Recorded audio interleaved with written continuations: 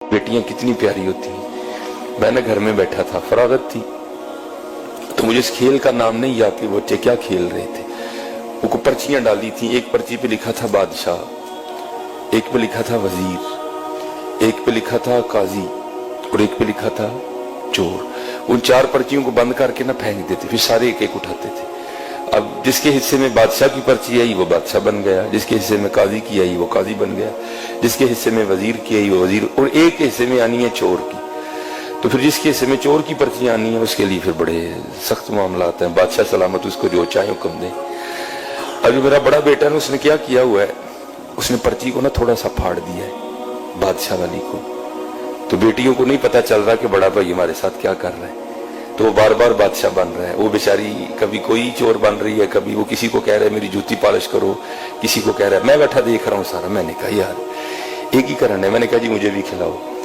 ایک کو ڈراپ کر دیا, تو پھر وہی والا کام میں نے کیا. میں نے پرچی تو نہیں پھاڑی, لیکن میں نے بادشاہ والی پرچی پہ نا پین سے نشان لگا دیا. اب 2-4 بار بادشاہ بن کے میں نے اسے خوب کام کروایا.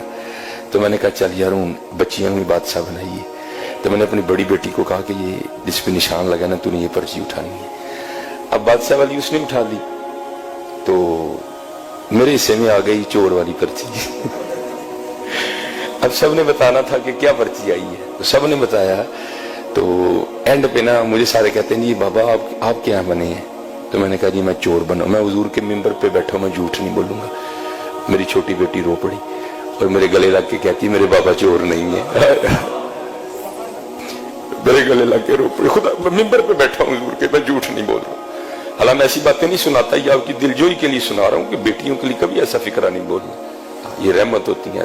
میں ممبر پہ بیٹھا کہہ رہا ہوں, میرا اللہ گواہ ہے اس بات کا. ہاں میں ایسی باتیں نہیں سناتا. وہ میرے ساتھ لگ کے نہ رو پڑی, حقیقتاً رو پڑی, اور کہتی میرے بابا چور نہیں ہے. یہ رحمت ہے. بیٹیوں سے محبت کروا دیں.